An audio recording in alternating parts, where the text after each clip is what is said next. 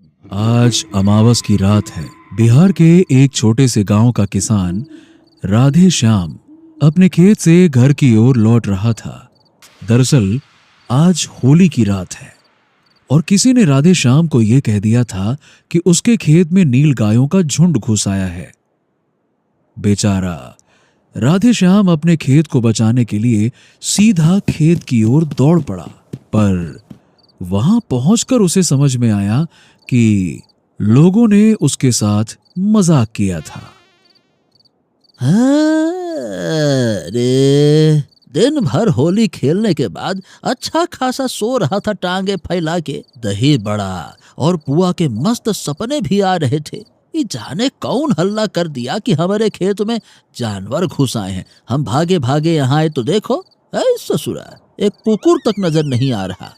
ससुरा पता नहीं काहे हम इन गांव वालन की बातन में आ गए। हाँ, कौनो बात नहीं, आज जाने दो, लेकिन कल सुबह एक एक की खबर लूंगा। बहुत दिन से देख रहा हूँ, हमेशा हमको बुड़बक बनाते रहते हैं ना सब कोई। अब और नहीं, कल सबको बताए दूंगा कि राधे श्याम भी का चीज है। ससुरा। राधे श्याम खुद से बातें करता हुआ चला जा रहा था। थोड़ा आगे जाने पर बरगद का एक पेड़ आया। बरगद का ये पेड़ लगभग 100 साल पुराना था।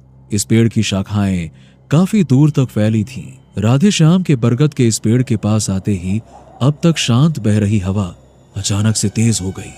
बरगद के टूटे सूखे पत्तों के सरसराहट की आवाज ने राधे श्याम का ध्यान खींचा। अरे, ये ससुरा अचानक से हवा कैसे तेज चलने लगी? अभी रात में कहीं आंधी तूफान ना आ जाए। जल्दी जल्दी चलता हूँ। इधर राधे श्याम ने आंधी का नाम लिया और उधर आंधी आ ही गई। राधे श्याम घबरा गया। अरे बाप रे बाप, अभी कौन सी नई मुसीबत आ गई। चलो चलो, अपने बरगद बाबा की शरण में जाते हैं। अब उन्हीं का सहारा है। बाप रे बाप, अरे रे रे रे रे रे रे रे। राधे श्याम भाग के तुरंत बरगद के पेड़ के नीचे आ गया। उसे लगा कि इस वक्त बरगद का पेड़ ही उसके लिए सुरक्षित रहेगा। जैसे ही आंधी रुकना थमेगी और वो वहां से चला जाएगा। पर राधे श्याम गलत था। उस तेज बहती आंधी में जहां हवा चीख रही थी, वहां एक आवाज और गूंजी। वो आवाज किसी औरत की थी। उस आवाज में एक अजीब सा दर्द था। वो औरत कराहते हुए राधे श्याम का नाम ले रही थी। राधे श्याम। राधे श्याम चौंक गया। ये ससुरा, ये आधी रात में, इतनी रात गए कौन औरत मेरा नाम ले रही है? मेरा कान तो नहीं बज रहा कहीं। अरे रे रे रे रे रे, ये कौन औरत आ गई रे? वो आवाज धीरे धीरे इतनी तेज हो गई जैसे कोई राधे श्याम के कानों के पास बोल रहा हो। राधे श्याम अब सचमुच घबरा गया। अरे, ये क्या तमाशा है भाई? कौन है? कौन है रे? हे भगवान, हे भगवान, कहीं कोई चुड़ैल, कहीं कोनो डायन तो नहीं है? नहीं नहीं नहीं नहीं नहीं नहीं, ये हमारा भ्रम होगा। अरे, हमारा भ्रम होगा ये। हाँ, कहीं पुआ में भांग तो नहीं मिला दिया था रे? ये हमको क्या हो रहा है? तभी उस औरत की चीख निकली और वो चिल्ला उठी। क्या कहा तूने? मुझे क्या कहकर बुलाया? डायन? तेरी हिम्मत कैसे हुई मुझे डायन कहने की? राधे श्याम को अब यकीन हो गया कि कोई भटकती आत्मा उससे बात कर रही है। डर के मारे उस आंधी में भी उसके पसीने छूटने लगे। अरे नहीं नहीं नहीं नहीं नहीं नहीं, अरे नहीं नहीं नहीं नहीं, हम तो बस यूं ही कह रहे थे। हम काहे कहेंगे डायन किसी को? देखिए, अब कोई दिख ही नहीं रहा है तो कोई भी इंसान साधारण तौर पे क्या कहेगा? बताइए, आप ही बताइए भला। यही कहेगा ना कि कोनो भूत, कोनो चुड़ैल, कोनो डायन। देखिए, पर हमने आपको देख कर तो नहीं कहा ना। राधे श्याम, तुम लोगों ने ठीक नहीं किया मेरे साथ। मैं सारे गांव से बतला लूंगी और उसकी शुरुआत तुमसे होगी। अरे अरे हम क्या किए हैं समझ ही नहीं आ रहा है। हम तो चुपचाप अपने खेत गए थे जानवर भगाने, खेत में कोई जानवर नहीं दिखा। अब अपने घर ही जा रहे हैं तो आप मिल तो गई हैं, लेकिन यहाँ भी कोई दिख नहीं रहा है। ये सब क्या हो रहा है मेरे साथ? अरे अरे अरे अरे अरे अरे अरे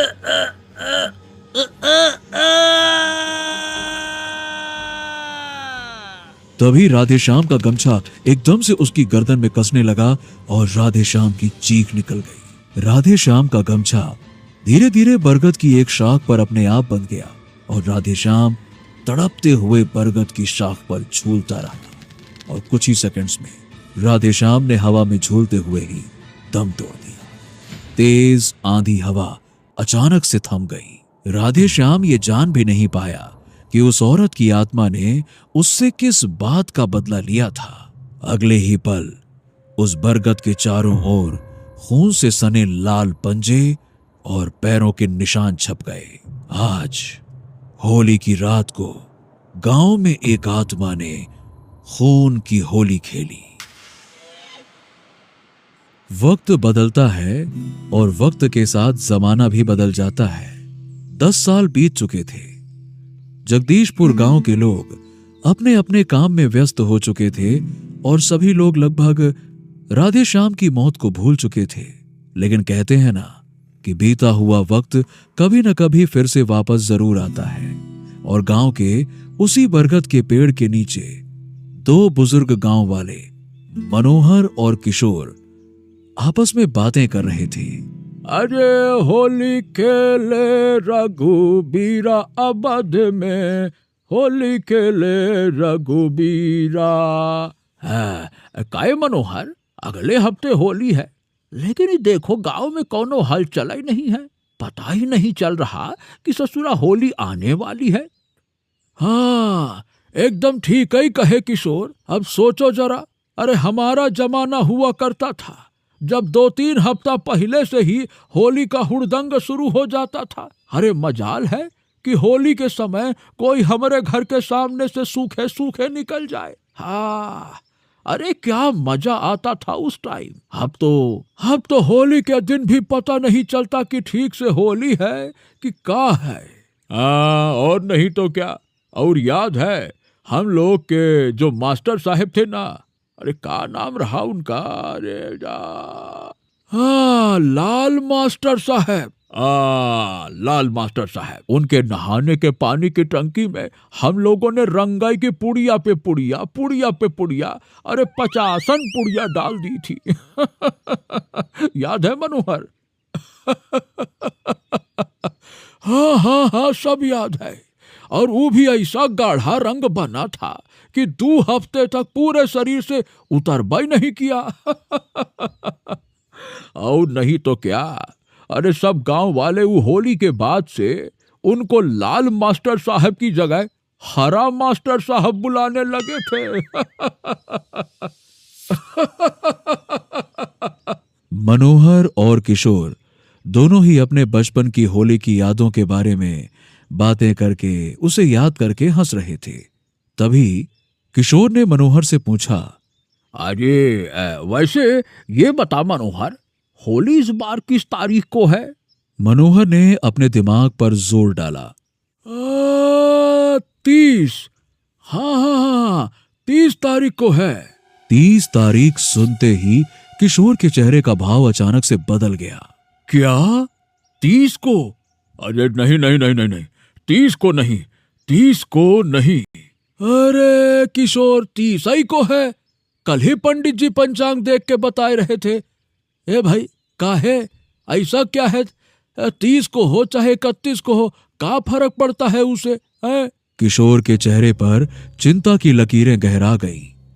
उसने मनोहर की ओर देखा और बड़े ही गंभीर आवाज में बोला, मनोहर, अगर होली 31 को है तब तो कोई दिक्कत की बात नहीं, लेकिन अगर होली 30 को हुई तो जगदीशपुर में तबाही होगी, तबाही।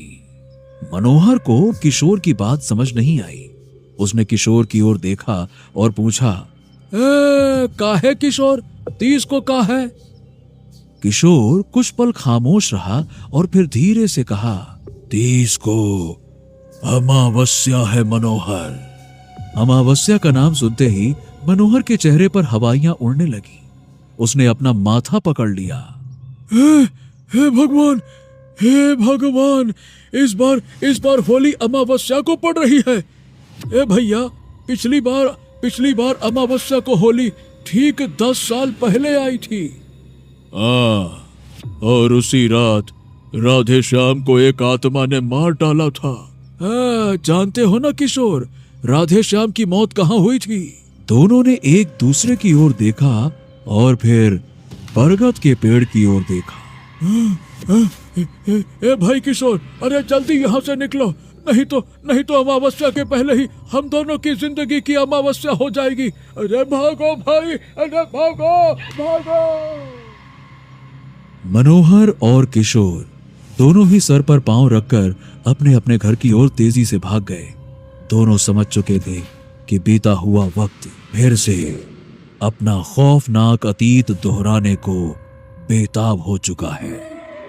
अगले दिन सुबह का सूरज आसमान पे चढ़ चुका था। मनोहर और किशोर अपने अपने सर पर बोरिया बिस्तर लेकर जा रहे थे। तभी गांव के एक लड़के रजत की नजर उन दोनों पे गई।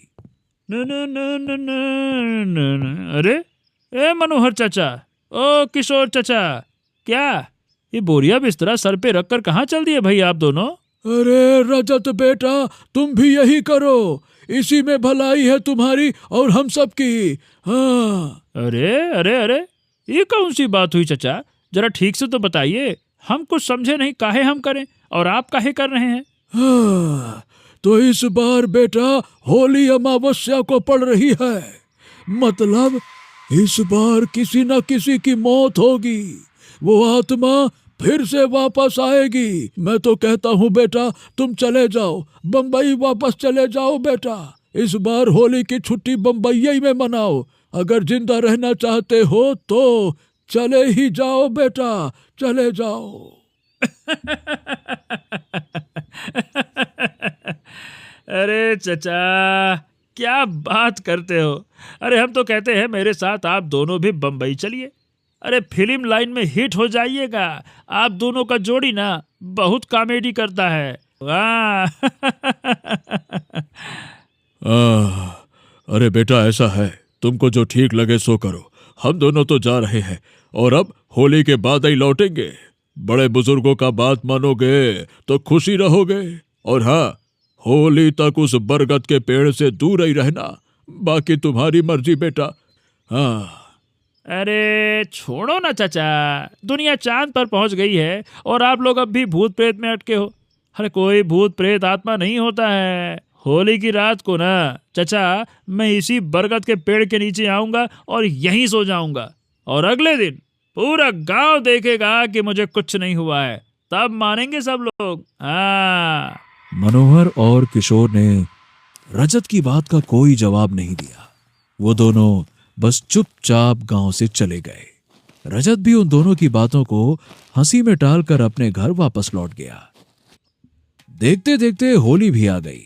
रजत ने अपने दोस्त के साथ खूब होली खेली और होली खेलते खेलते शाम कब बीत गई पता ही नहीं चला। तभी रजत का एक दोस्त उसके पास भागता हुआ आया। अरे अरे जल्दी चलो, रजत रजत, अरे रजत, हे रजत, जल्दी चलो, जल्दी अपने घर जाओ, जल्दी अपने घर जाओ। अरे घर? अरे अरे आराम से, क्या हो गया मेरे घर को? वहां तो ताला लगा है और चाबी मेरे पास है। अरे तुम्हारे घर के बाहर ना लाल रंग के पंजे के निशान पड़े हैं। गांव भर में हल्ला हो गया है कि आज अमावस्या को आत्मा तुम्हारे पीछे आएगी। गांव के लोग उसे डायन बुला रहे थे, डायन। अरे क्या बकवास करता है, क्यों झूठ बोल रहा है? ये बता, भांग तो नहीं पी लिया है ना? हैं? कितने गिलास पिया, बता, कितने गिलास? अरे नहीं भाई, अगर तुम्हें यकीन नहीं हो रहा तो तुम खुद ही जाके देख लो ना, जाओ देख लो। रजत ने आओ देखा न ताओ और फौरन अपने घर की ओर तेजी से भागा। रजत जब घर पहुंचा तो उसने पाया कि उसका दोस्त सच कह रहा था। वाकई में उसके घर के दरवाजे के बाहर लाल रंग से सने पैरों और हाथ के पंजों के कई सारे निशान बने हुए थे। बाप रे, ये ससुरा, इतने सारे लाल रंग के पंजे के निशान आए कहां से? समझ गया, ये सब मेरे दोस्त की शरारत है। होली के लाल रंग को खून बनाकर ये हमको डराना चाहते हैं। इन्हें क्या लगता है कि मैं इन लोगों की तरह जाहिल हूँ? अब तो आज रात में पक्का उस बरगद के पेड़ के नीचे सोऊंगा, तब इनको पता चलेगा कि कोई भूत प्रेत चुड़ैल ऐसा कुछ होता ही नहीं है। नहीं तो। रजत ने यह तय कर लिया कि आज रात वो उसी बरगद के पेड़ के नीचे सोएगा जहां मनोहर और किशोर ने उसे जाने से मना किया था। रजत बिना कुछ सोचे समझे बरगद के पेड़ की ओर निकल पड़ा। रात धीरे धीरे अपने मुकाम की ओर बढ़ रही थी और रजत बरगद के पेड़ के नीचे पहुंच गया। चलो भाई। अरे रे रे रे रे रे, आज तो बहुत थक गया हूँ। पेड़ के नीचे बड़ी अच्छी नींद आएगी। बंबई में ये मजा भला कहाँ मिलेगा। चलो इसी बहाने प्रकृति का आनंद उठाया जाए।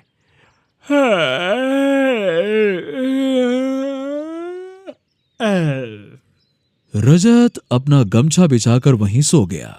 थोड़ी ही देर में वो नींद के आगोश में चला गया और खर्राटे मारने लगा। अब देखा जाए तो सब कुछ ठीक चल रहा था और तभी आधी रात हुई और जगदीशपुर में चल रही हवा धीरे धीरे तेज होने लगी। देखते ही देखते तेज हवा आंधी में तब्दील हो गई। बरगद का वो पेड़ जोर जोर से हिलने लगा। पेड़ के टूटे हुए सूखे पत्ते हवा में पागलों की तरह नाचने लगे। चारों तरफ हवा और पेड़ की चीख एक साथ फैल गई। उसी वक्त रजत की नींद टूटी। अरे ये क्या? हाँ, ये क्या? अचानक से आंधी कहां से आ गई? तेजी से धूल भरी आंधी चलने लगी और रजत को अचानक से मनोहर की बात याद आ गई। अगर गांव के बुढ़े यहाँ होते ना तो इस आंधी को देखकर यही कहते कि ये किसी भूत का काम है। अरे नहीं, भूत है ही नहीं। क्या कहा था उन्होंने? हैं? डायन। डायन, ये लफ्ज मुंह से निकलने के बाद रजत को कुछ ऐसा दिखा कि उसके रोंगटे खड़े हो गए। बरगद के पेड़ के आसपास खून से सने पंजों के निशान अपने आप बनते जा रहे थे, ठीक वैसे ही जैसे उसके घर के सामने बने थे। अरे नहीं नहीं नहीं नहीं नहीं, ये नहीं हो सकता। ये निशान अपने आप कैसे? कैसे? नहीं नहीं नहीं नहीं नहीं, गांव वालों ने सच ही कहा था। तभी हवा में एक औरत की आवाज गूंजी। रजत अच्छी तरह से जानता था कि उसके आसपास कोई भी नहीं है। गांव वालों की जिन बातों को रजत ने एक सिरे से खारिज कर दिया था, आज वही बातें उसके ठीक सामने सच बनकर खड़ी थी। हैं? मतलब गांव वाले सही कह रहे थे।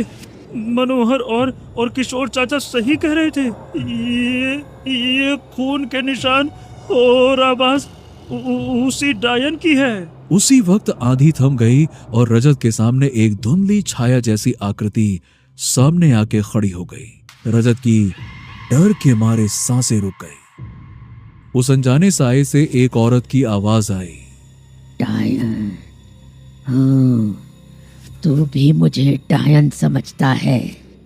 रजत को समझ नहीं आ रहा था कि वो इस बात का क्या जवाब दे, पर उसने हिम्मत दिखाई और अपने आप को संभालते हुए बोला। देखिए आप जो भी हैं, जो कोई भी है, हम आपसे माफी मांगते हैं। हम आपको डायन नहीं बुलाते थे। वो तो गांव वालों का नाम सुनते ही उस अनजान साये को गुस्सा आ गया। वो साया अपने असली रूप में आ गया और रजत के सामने सफेद साड़ी में एक औरत खड़ी थी, जिसके पैर और हाथ के पंजे लाल रंग से सने हुए थे। वो चिल्लाकर बोली, गांव वाले, नाम भी मत लेना उनका मेरे सामने, किसी को नहीं छोड़ूंगी। रजत को उस चीख को सुनते ही डर के मारे चक्कर सा आ गया। उसने फिर से अपने आप को संभाला। देखिए देखिए देखिए, मैं तो आपको जानता नहीं हूँ, लेकिन मैं तो ये भी नहीं जानता कि गांव वालों ने आपके साथ किया क्या है। एक पल के लिए चारों ओर सन्नाटा छा गया। वो औरत रजत की आंखों को घूरते हुए बोलती है, आज से ठीक 20 साल पहले मैं इसी जगदीशपुर गांव में नई नई शादी करके आई थी। मेरा पति दिल्ली काम करने गया था। शादी के बाद पहली होली आई। मेरा पति होली की छुट्टी में आया। उसने अपने दोस्तों के साथ होली खेली और फिर उन लोगों के साथ खूब शराब पी ली। शराब के नशे में वो घर आया। वो दरवाजे पर ही गिर पड़ा। अरे अरे, इतनी कहाँ पी ली आपने? हाथ दीजिए अपना।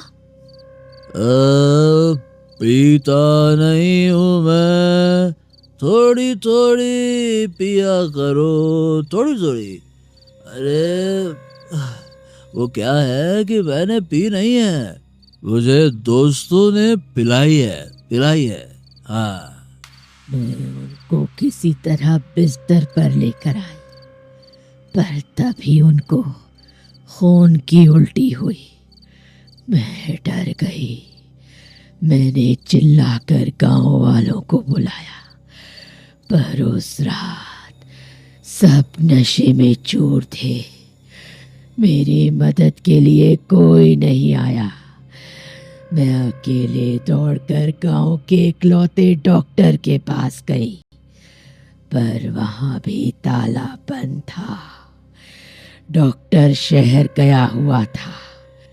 होली की उस रात को मेरा पति खून की उल्टी करते करते मर गया। उस आत्मा की आवाज अचानक से भर्रा गई। रजत को भी उस औरत के लिए बहुत बुरा लग रहा था, पर अब वही आत्मा फिर से गुस्से में आ गई। उस रात सिर्फ मेरा पति नहीं, बल्कि गांव के 5 लोग और मरे थे। उनके मरने की वजह थी जहरीली शराब, लेकिन गांव वालों ने बजाय पुलिस के पास जाने के मुझ पर इल्जाम लगाया। देखो भैया देखो, शादी हुए जुम्मे 4 महीना भी नहीं हुए, खा गई ये डायन सबको। हाँ, बिल्कुल ठीक कह रहे हो भाई। आज अमावस्या की रात है और मेरे दादी ने कहा था कि अमावस्या की रात को डायन किसी न किसी की बलि जरूर देती है, और ये वही डायन है। इसके आने से पहले कभी भी किसी की शराब पीने से मौत नहीं हुई थी। और उसके बाद पूरे गांव ने मान लिया कि मैं डायन हूँ। और आज अमावस्या की रात मैंने सबको जादू टोना करके मार डाला और उनकी बलि दे दी। लोगों ने अचानक मुझ पर पत्थर चलाना शुरू कर दिया। मैं जान बचाने के लिए भागी। मैं सर से पांव तक लहूलुहान हो चुकी थी। मुझे लोगों ने इतनी जोर से मारा कि मैं रेंग रेंग कर चल रही थी, और अंत में इसी बरगद के पेड़ के नीचे मेरी मौत हो गई। गांव भर में मेरे खून से सने पैरों और पंजों के निशान छप गए, पर अगले दिन गांव वालों ने उसे भी धो दिया। रजत सर झुकाए चुपचाप खड़ा रहा। वो उस औरत से नजर नहीं मिला पा रहा था। क्या हुआ रजत? अब नहीं बुलाएगा मुझे डायन? हाँ? रजत ने धीरे से अपनी नजर ऊपर उठाई और उस औरत की तरफ देखकर कहा, देखिए, मैं समझ सकता हूँ कि जो हुआ वो माफी के लायक नहीं था, मगर इस बात को 20 साल हो चुके हैं। अब गांव के लोग बदल गए हैं। लोग अब इन सब बातों को नहीं मानते। इसलिए आप भी सबको माफ करके भूल जाइए ना। रजत की सब भूल जाने वाली बात पर उस औरत की आत्मा जोर जोर से हंसने लगी। क्या कहा तूने? भूल जाऊं? अपनी उस बेरहम मौत को भूल जाऊं जिसकी वजह से मेरी आत्मा इस गांव में सदियों से भटक रही है। कुछ भी नहीं भूली मैं। अपनी आत्मा का बदला लूंगी मैं। और वो होली जो अमावस्या को आएगी, मेरी ये तड़पती आत्मा जगदीशपुर गांव से किसी न किसी की बलि जरूर लेगी। यही इस गांव का प्रायश्चित है। उस औरत की आत्मा ने अपने दोनों हाथ उठाए और फिर हवा जोरों से बहने लगी। रजत ने भागने की पूरी कोशिश की, मगर आंधी इतनी जोर थी कि उसके कदम बेबस हो गए। जितना भागोगे रजत, उतनी ज्यादा दर्दनाक मौत दूंगी तुम्हें। रजत ने आत्मा के सामने अपने आप को समर्पित कर दिया। अचानक से हवा में रजत का गमछा उड़ा और उसके गर्दन के चारों ओर लिपट गया। रजत ने अपनी आंखें मूंद ली और एक झटके में उसका शरीर हवा में उछला और बरगद की एक शाख से जाकर पट गया। उस गमछे से लटककर रजत की मौत हो गई। 20 साल बाद उस औरत की आत्मा ने जगदीशपुर में फिर से खेली खूनी होली। कैसी लगी आपको ये खौफनाक और रोमांचक कहानी? नीचे कमेंट करके जरूर बताएं।